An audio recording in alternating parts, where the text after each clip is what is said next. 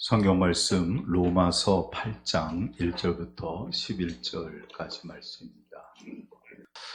지금 아시안 게임이라는 것이 중국에서 벌어지고 있습니다. 그래서 우리나라도 선수들이 많이 출전해서 경기를 하고 있는데 금년에는 우리나라 선수들이 유독 수영에서 많은 메달을 따고 있습니다.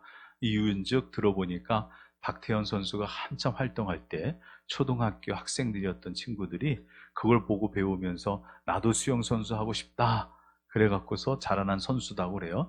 그런 선수들이 아주 실력이 월등해서 금메달을 많이들 따고 어떤 친구는 3관왕이 되기도 하고 그래서 좋은 결과를 맺고 있습니다. 그러나 상대적으로 또 다른 팀 쪽에서는요, 그렇게 많이 열심히 했는데 또 예산에서 탈락한다든지 중도에서 탈락하는 그런 선수들도 꽤 있는 것을 보면서 안타까운 마음을 가지게 됩니다. 누구나 다 경기장에 나설 때는 좋은 결과를 얻기를 원하죠. 이기기를 원하고 승리하기를 원하고 메달이 있다면 좋은 메달을 따기를 원할 겁니다. 그러나 모든 사람들이 다 그렇게 승리하게 되는 것은 아니지 않습니까? 믿음도 그래요. 모든 사람이 믿음을 가지면 다 훌륭한 믿음을 가질 수 있으면 좋겠는데 예수를 믿는 믿음을 가져도 누구나 다 훌륭하고 성숙한 믿음을 갖는 것이 아니더라라는 겁니다. 바울이 봤을 때 예수를 믿긴 믿었는데 어떤 믿음들은 약하고 자꾸만 쓰러지고 넘어지고 어떤 믿음들은 예수를 믿었는데 열매가 별로 없더라. 이런 문제가 생겼어요.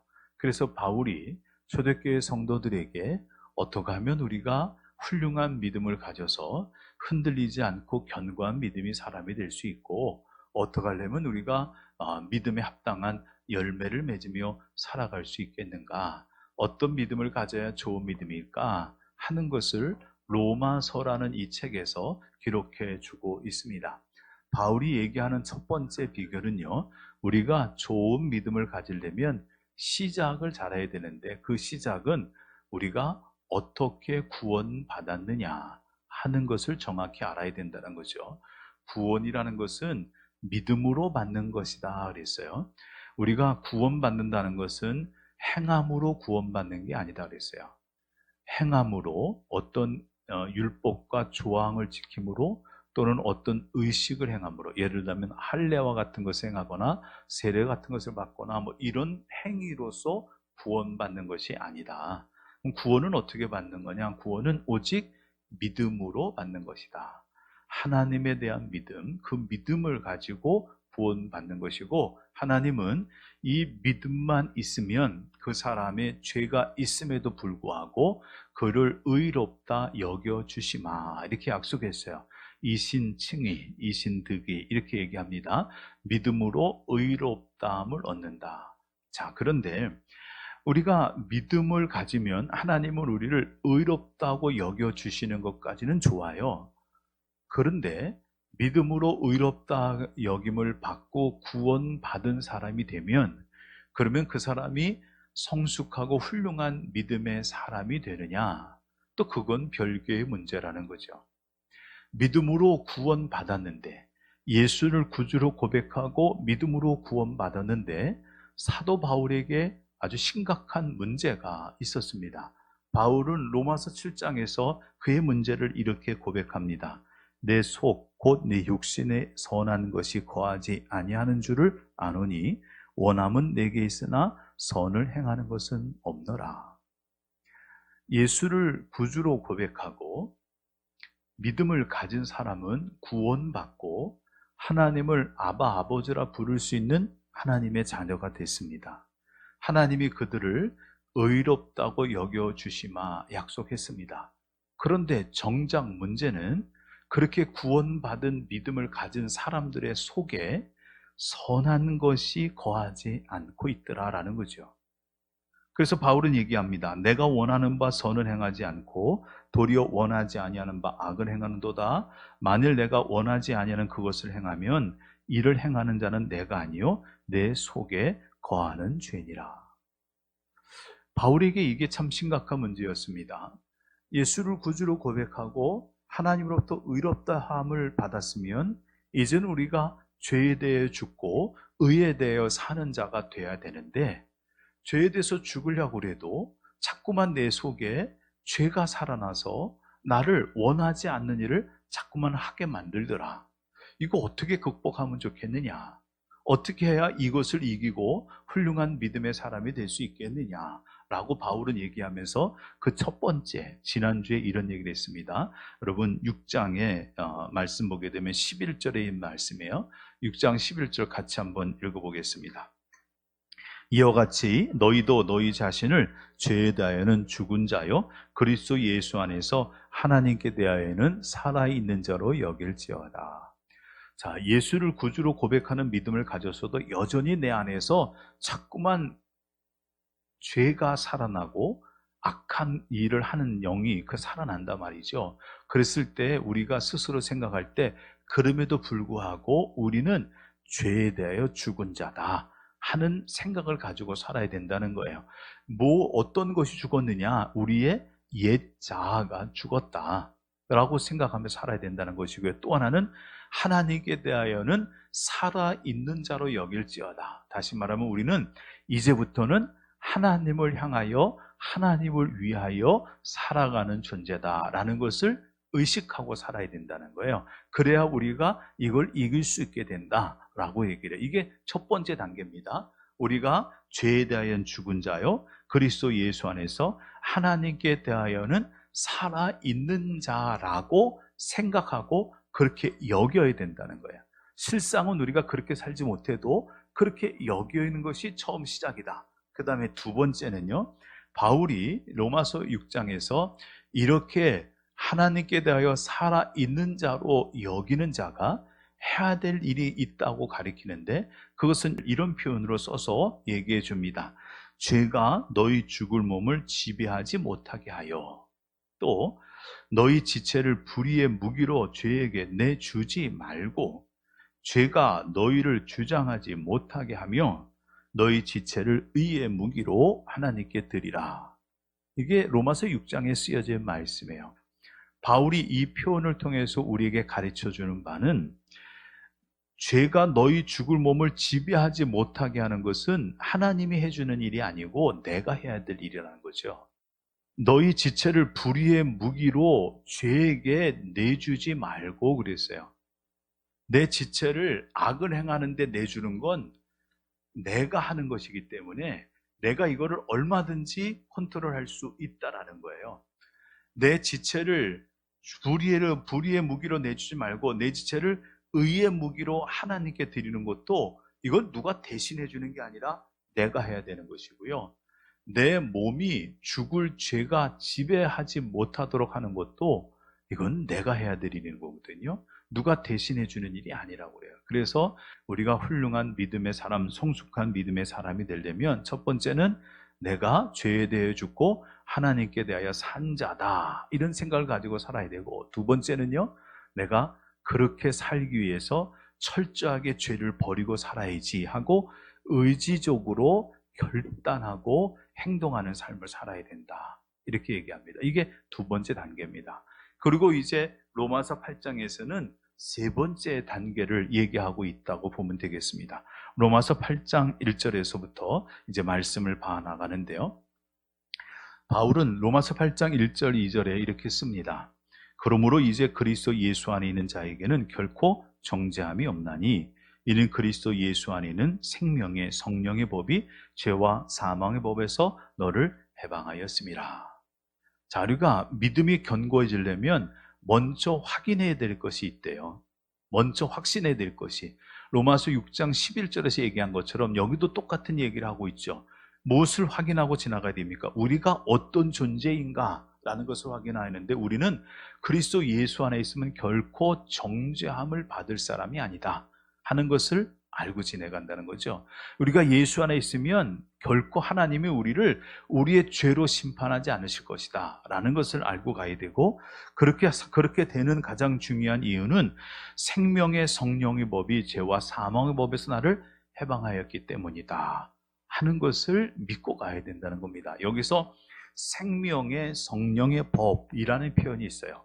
생명의 성령의 법이라는 것은 이렇게 표현하면 되겠습니다. 예수 그리스도 안에서 생명을 누리게 하는 성령이다라는 거죠. 성령이라는 것은 생명을 누리게 하는 영이에요. 그 영이 우리가 죄에 대해 죽고 하나님께 대하여 살아있는 자로 살아갈 수 있도록 돕는다는 거죠. 그 영이 우리가 죄에 죽을 몸을 우리를 거기서 해방하였다라는 것을 확신하고 우리가 신앙생활해야 견고한 믿음의 사람이 될 수 있다라고 얘기를 합니다. 그래서 바울은 이제 얘기하기를 3절, 4절에서는 예수님을 이 땅에 보내셔서 하나님이 이루고자 했던 일이 무엇인가 라는 것을 쓰고 있는데, 그것은 예수님을 통하여 우리를 의롭다 여겨주시는 일을 이루려고 했다라고 얘기합니다.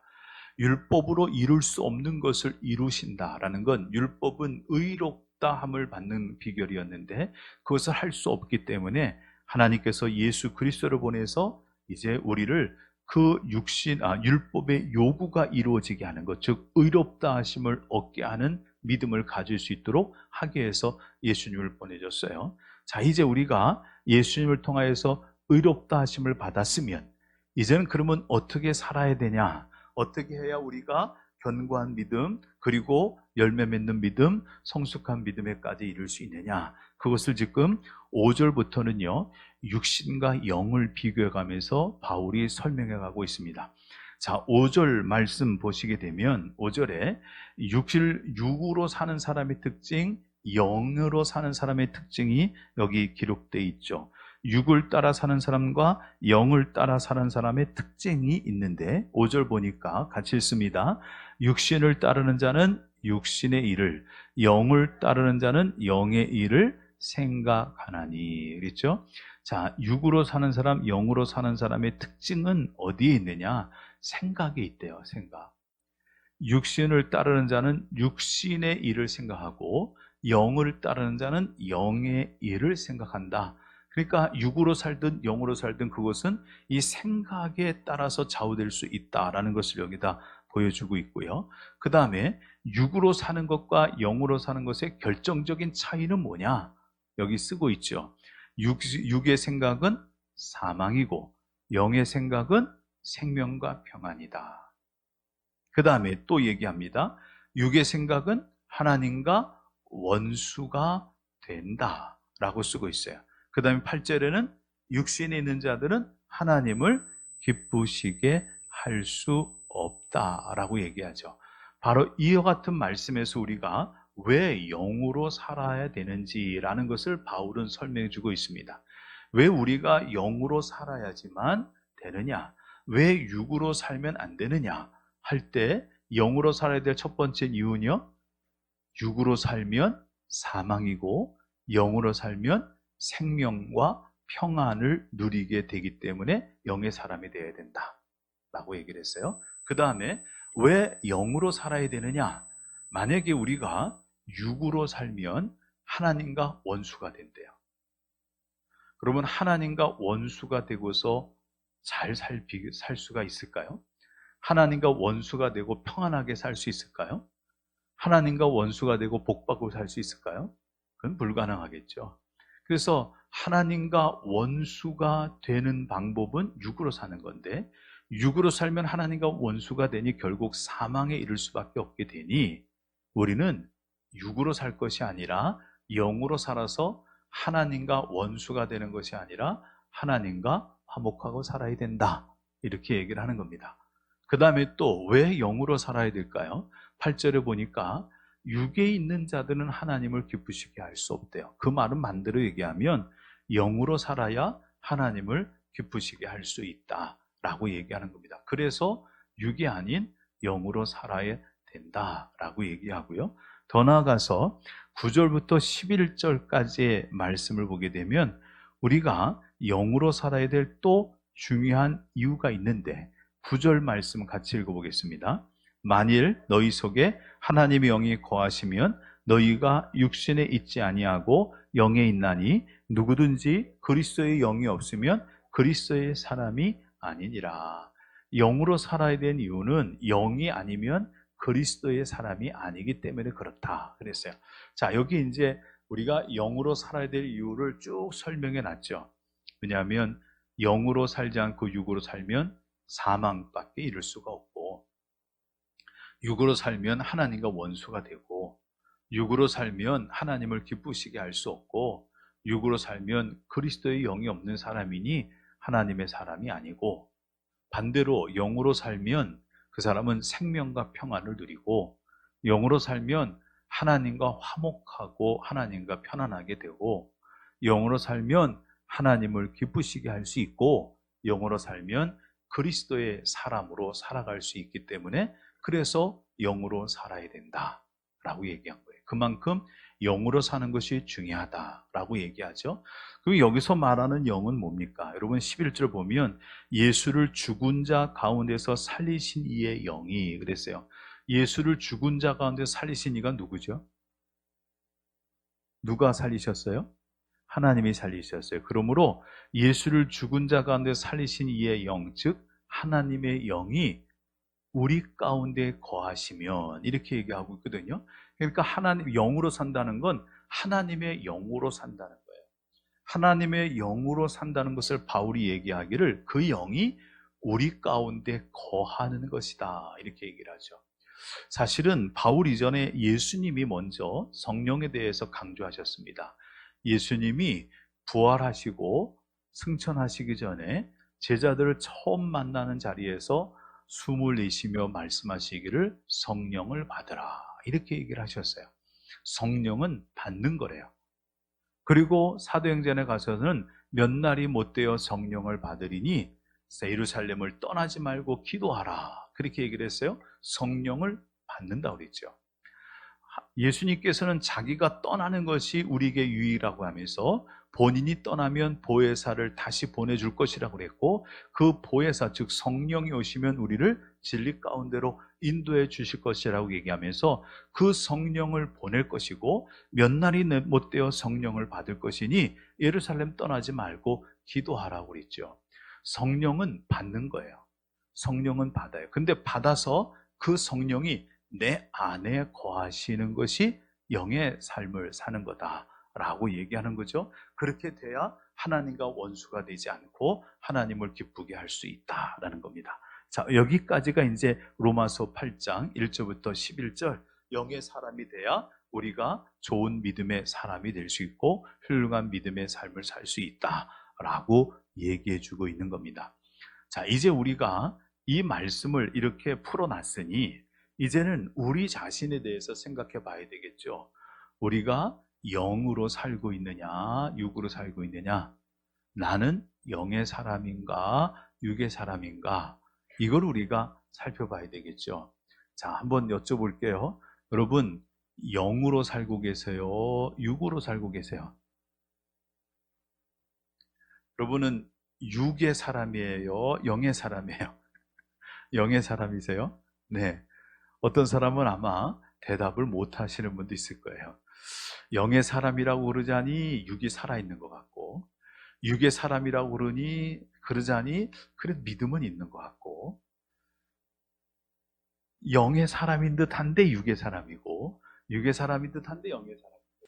이어령 교수가 쓴 책에 그런 예화가 있어요.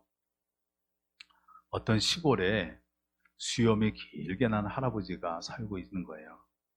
수염이 꽤 오랫동안 해서 이렇게 쭉 내려왔죠. 근데 그 마을에 꼬마 아주 어린 아이가 이 할아버지를 볼 때마다 늘 궁금하던 게 있어요. 근데 어느 날 딱 마주쳤어요. 그래서 할아버지한테 이 꼬마가 물어봅니다. 참고 참다가 물어보죠. 할아버지, 궁금한 게 있는데 여쭤봐도 돼요?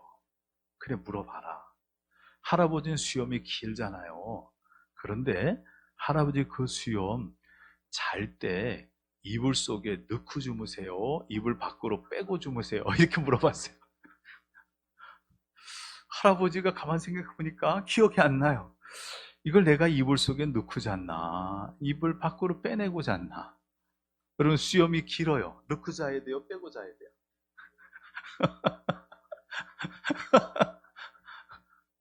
수염을 빼요, 넣어요. 이 할아버지가 질문을 받고 나니까 멍해졌어요. 그래서 이 아이한테, 야, 근데 잘 모르겠는데 내가 오늘 밤에 자보고 얘기해 줄게. 그러고 집에 갔어요. 평상시에 신경 안 쓰고 잤으니까. 집에 가서 이제 잠을 잡니다. 잠을 자면서 처음에는 이불 속으로 수염을 넣어봤어요. 이불을 이제 수염 위로 이렇게 덮었죠. 덮고서 자는데, 잠을 자려고 하는데 왠지 답답해요. 수염이 이게 이불에 눌려 자꾸만 답답해요. 잘 움직일 수가 없고. 그래갖고 내가 이불 밖으로 꺼내고 잤나 보지. 그러고 이제 안 되겠다 싶어서 잠을 못 자겠어서 다시 일어나서 이불 밖으로 수염을 딱 꺼내놓고 잠을 청했어요. 근데 이거는 편하긴 한데 조금 지나다 보니까 이게 말이죠. 왠가 좀 허전한 거예요. 이불 속에 있던 이 수염이 밖으로 나오니까 허전해요. 그래서 이것도 아닌가 보다. 다시 이불 속에 넣었어요. 근데 또 답답해요. 다시 이불을 꺼냈어요. 또 허전해요. 그래서 밤새도록 넣었다 뺐다 넣었다 뺐다 그랬다는 거예요. 내가 도대체 이걸 넣고 잤나? 이걸 내가 빼고 잤나? 하는 고민이 들었다라는 얘기죠.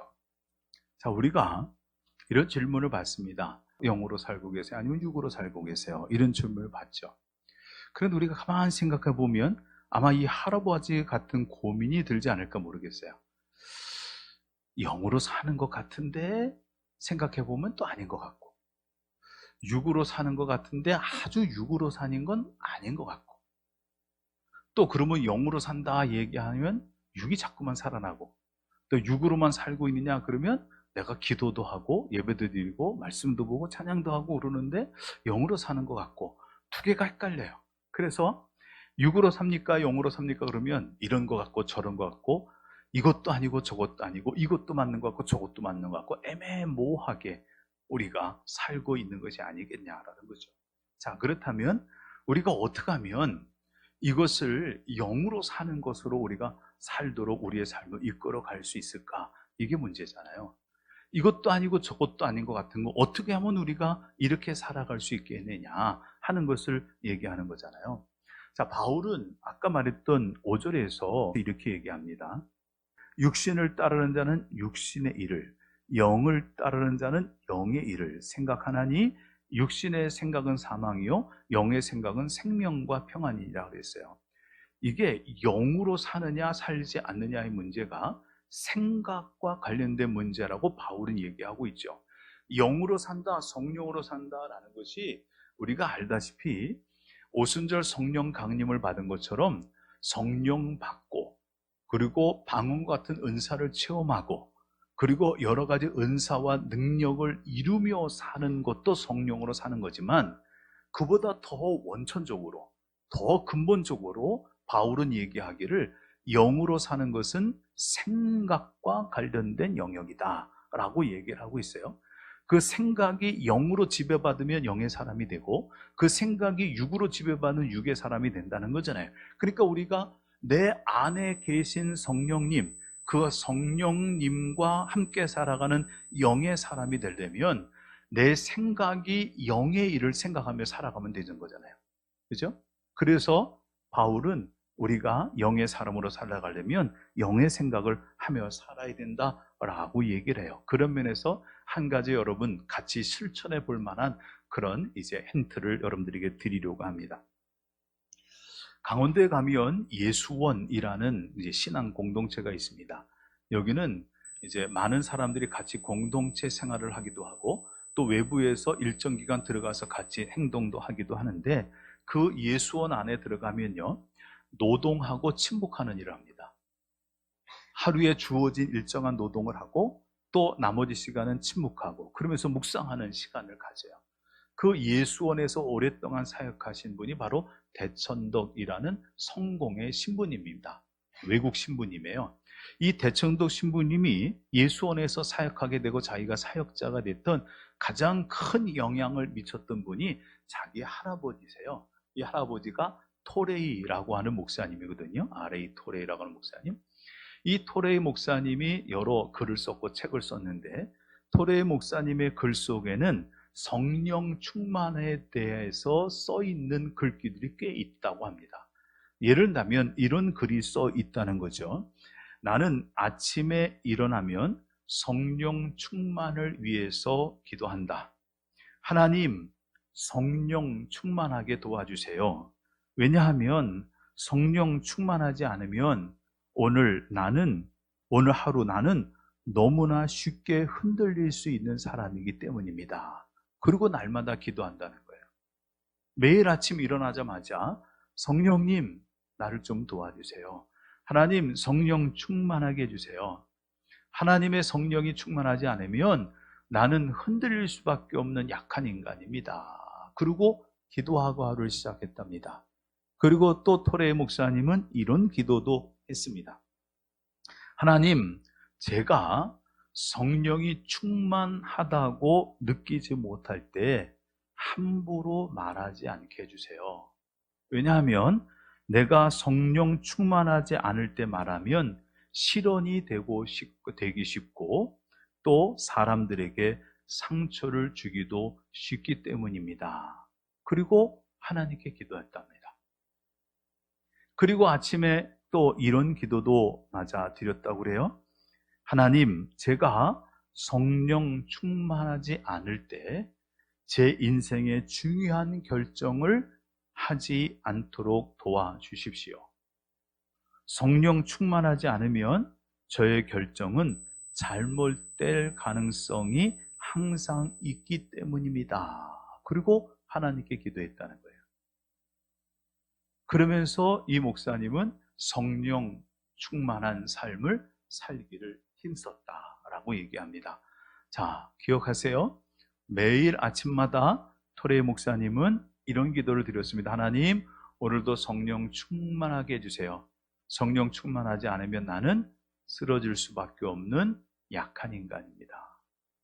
하나님, 오늘도 성령 충만하게 해주시고 성령 충만하다고 느끼지 못하면 말을 함부로 하지 않게 해달라고, 그 말이 실언이 되거나 그 말이 상처가 될 수 있기 때문입니다 라고 기도했고요.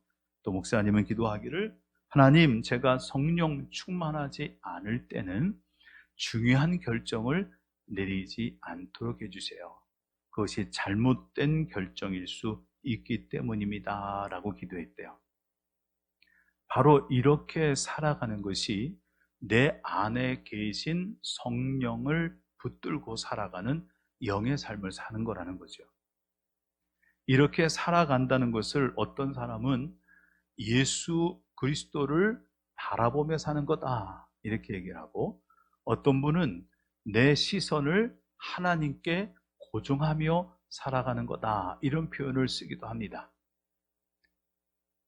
다시 말하면 성령은 내 안에 들어와 계시는데 내 안에 들어와신 그 성령님이 내 삶을 주장해 주시기를 내가 생각하고 내가 바라고 그러고서 살아가는 사람이 돼야 내가 영으로 사는 사람이 될 수 있고, 그렇게 영으로 사는 사람이 돼야 하나님과 원수가 안 되고, 그렇게 살아가야 하나님을 기쁘게 하는 사람이 될 수 있어서 생명을 누리며 산다는 겁니다. 여러분이 영의 사람으로 사는지 육의 사람으로 사는지 자신이 없다면 여러분도 매일 이런 기도를 드려보면 어떨까요? 여러분도 이렇게 하루를 시작해 보시면 어떨까요? 하나님, 오늘도 성령 충만하게 해주세요. 성령이 아니고는 나는 쓰러질 수밖에 없는 연약한 인간이기 때문입니다. 성령님, 오늘도 나를 성령 충만하게 해주세요. 그리고 성령 충만하다고 느끼지 않으면 이 말을 함부로 말하지 않도록 도와주세요. 그 말이 실언이 되거나 상처가 될 수 있기 때문입니다. 하나님, 오늘도 성령 충만하게 해주세요. 성령이 충만하지 않으면 내가 내리는 모든 결정을 내가 내리지 않도록 해달라고, 그것이 잘못된 결정이 될 수 있기 때문입니다 라고 하나님께 기도하며 사는 거죠. 물론 이거 말고도 다른 기도도 드릴 수가 있어요. 그러나 적어도 이렇게 기도하며 살아가면 우리는 내 안에 계신 성령님을 찾게 되고 성령님을 부르게 되고 성령님을 의지하게 되고 성령님과 함께 살려고 하는 삶을 살게 될 것이고, 이렇게 살아갈 때 우리가 결국은 영의 사람으로 살아서 하나님과 원수가 되지 않는, 하나님이 주시는 생명을 누리며 살아가는 그런 믿음의 삶을 살 수 있게 될 줄로 믿습니다. 여러분, 하나님의 영이 우리 안에 계시는 줄로 믿습니다. 그 하나님의 영이 내 안에 계시다면 그 하나님과 하나 되어 살기를 힘쓰시는 여러분 되시기 바라고, 여러분의 생각이 성령의 생각, 영의 생각으로 채워지게 되시기를 주님의 이름으로 축원을 드립니다. 기도하겠습니다. 하나님, 우리가 열매 맺는 믿음의 사람이 되고 견고한 믿음의 사람이 되기 위해서 분명히 우리는 육이 아닌 영으로 살아야 된다고 바울은 얘기하고 있음을 봅니다. 하나님, 우리가 그러나 너무나 많이 습관적으로 육신으로 사는 일에 단련되어 있기에 영으로 사는 일이 쉽지 않음을 고백을 드립니다. 오늘 이후에 우리가 토레이 목사님처럼 매일 아침마다 성령을 찾고 성령을 구하며 성령을 의지하는 기도를 드리며 나아갈 때 성령 하나님 우리 안에서 역사하여 주셔서 영의 생각으로 살아가는 우리가 되게 하시고 하나님을 기쁘게 하는 사람으로 살아갈 수 있도록 도와주시옵소서. 예수님의 이름으로 기도드립니다. 아멘.